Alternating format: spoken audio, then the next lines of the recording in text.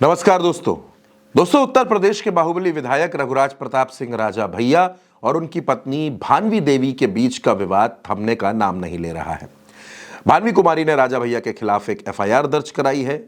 ये एफआईआर बहुत बड़ी है, लेकिन इस एफआईआर का जो पेज नंबर 6 है वो कई सवाल खड़े करता है। भानवी कुमारी राजा भैया पर एक साथ कई महिलाओं के साथ अफेयर, अवैध संबंधों का आरोप लगा रही हैं, लेकिन इसमें एक नाम बेहद चौंकाने वाला है और वो नाम राजा भैया की साली भानवी कुमारी की छोटी बहन साध्वी सिंह का है। सबसे पहले मैं आपको एफआईआर का वो हिस्सा पढ़कर सुनाता हूं कि उसमें राजा भैया की पत्नी भानवी कुमारी ने क्या क्या आरोप लगाए हैं, किस किस तरीके से उन्होंने इस घटना के बारे में, अपने आरोपों के बारे में अपनी बात बताई है जो एफआईआर में लिखा हुआ है। राजा भैया की पत्नी भानवी कुमारी ये कहती हैं, कभी कभी मुझे अपने पति और साध्वी के बीच अफेयर की अफवाहें रिश्तेदारों और जान पहचान के लोगों से सुनने को मिलती थीं। साध्वी जो लखनऊ में पढ़ती थी वो हाल फिलहाल में ही पीजी में शिफ्ट हुई थी।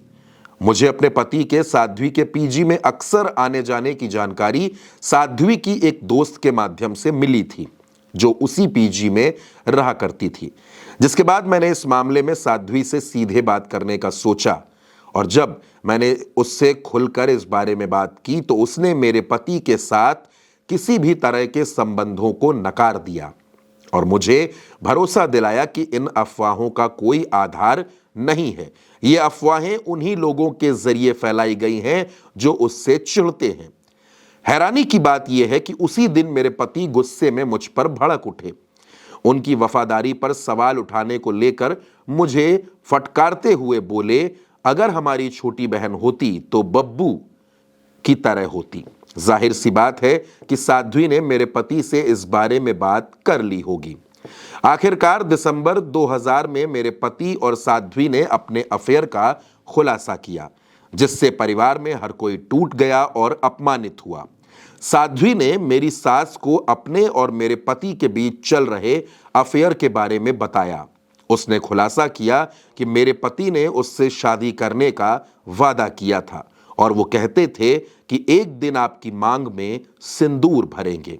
साध्वी ने यह भी बताया कि मेरी सास की गैर मौजूदगी में मेरे पति ने उनकी साड़ी भी उसे पहनाई। इसके अलावा साध्वी ने यह भी बताया कि वो एक बार प्रेग्नेंट भी हो गई थी। दोस्तों, ये एफआईआर का वो हिस्सा है जिसमें राजा भैया की पत्नी ने राजा भैया की साली पर गंभीर आरोप लगाए हैं और भानवी देवी का ये भी कहना है कि उनके पति और उनकी छोटी बहन यानी कि भानवी की छोटी बहन साध्वी के बीच अवैध संबंध थे और इसकी जानकारी बहुत से लोगों को थी। एफआईआर का जो अगला हिस्सा है उसमें भानवी देवी कहती हैं, शादी के बाद से ही मेरे और मेरे पति के बीच अनबन होने लगी थी। मेरी सास शादी के बाद ही हमारे कमरे में सोने लगी थी। मेरे प्रेग्नेंट होने के बाद भी ख्याल नहीं रखा और यहां तक कि जब दूसरी बार बेटी पैदा हुई तो सास ने पति से दूसरी शादी करने की भी बात कही। मुझे मेरे पति ने मानसिक और शारीरिक प्रताड़ित किया है, इतना मारा कि मैं बेहोश तक हो गई थी। दोस्तों, ये जो पूरा विवाद चल रहा है इसमें राजा भैया अब तक खामोश हैं। राजा भैया इस पर कुछ नहीं बोले हैं, लेकिन उनकी पार्टी के एमएलसी पूर्व सांसद अक्षय प्रताप सिंह उर्फ गोपाल जी, जो राजा भैया के बेहद करीबी हैं, राजा भैया के सबसे खास आदमी हैं, उन्होंने इस मसले पर अपनी बात रखनी शुरू की।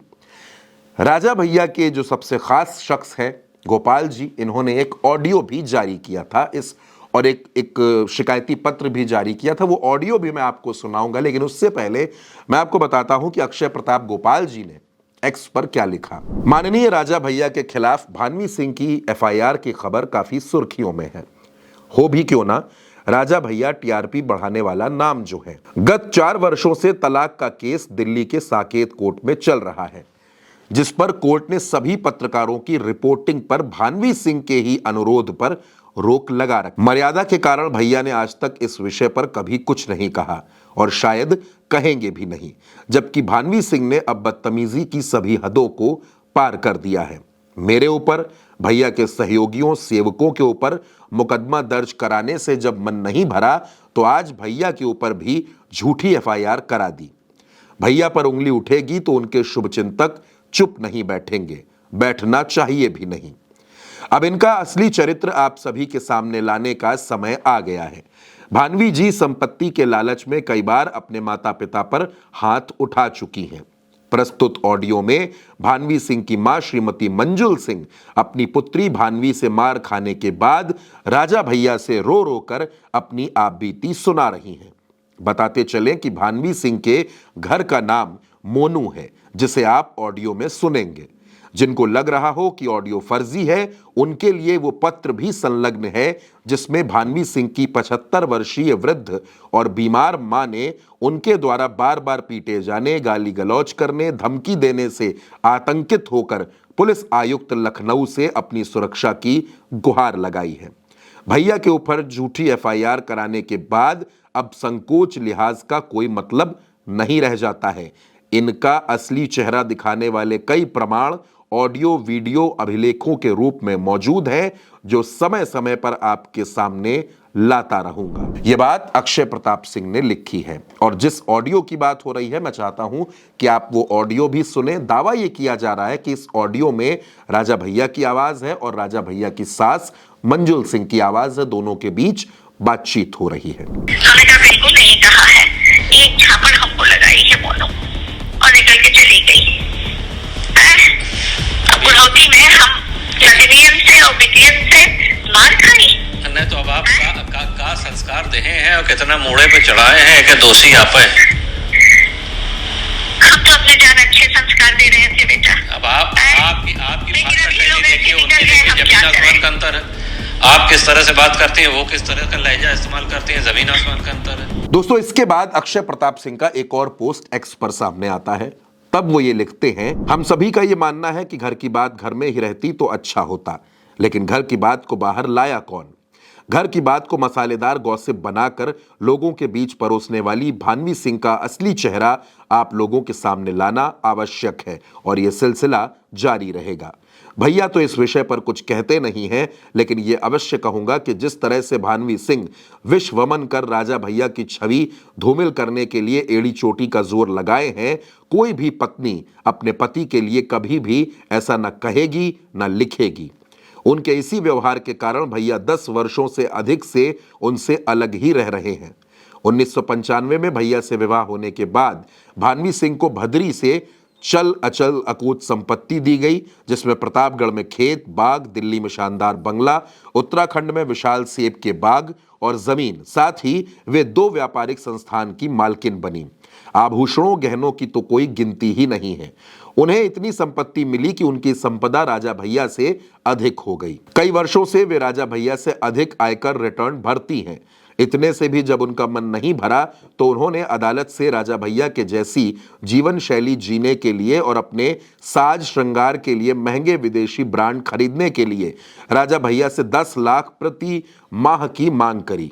कुछ ही दिनों में उन्हें लगा कि यह रकम उनके शौक पूरा करने के लिए बहुत कम है और उन्होंने अपनी मांग बढ़ाकर 100 करोड़ रुपए और साथ में ही 25 लाख रुपए प्रति माह भैया से अदालत के माध्यम से मांगे। मैंने जो उपरोक्त बातें कही हैं सभी प्रमाणित हैं। इसके अभिलेख न्यायालय से प्राप्त किए जा सकते हैं। ये मांग सही है या गलत, यह निर्णय मैं आप लोगों के विवेक पर छोड़ता हूं। दोस्तों, ये बात अक्षय प्रताप सिंह की तरफ से कही गई, दोनों बातें और वो ऑडियो। लेकिन इस तमाम विवाद के बीच में अचानक, क्योंकि राजा भैया चुप है, इस विवाद में एंट्री होती है राजा भैया की बेटी राघवी कुमारी की। राघवी कुमारी अक्षय प्रताप सिंह के पोस्ट को रीपोस्ट करके अपनी टिप्पणी लिखती हैं अपनी नानी की तस्वीर के साथ, और वो ये लिखती हैं कि सच सिर्फ इसलिए नहीं बदल जाता क्योंकि वे किसी को कुछ और कहने के लिए मजबूर करते हैं। आप सभी मेरे बूढ़े नाना नानी को हमारे खिलाफ बोलने के लिए परेशान कर रहे हैं ताकि बाद में इसका दुरुपयोग कर सकें। आप सच जानते हैं, कृपया भगवान से डरें। तो दोस्तों, ये पूरा विवाद है जो राजा भैया और उनकी पत्नी के बीच में चल रहा है।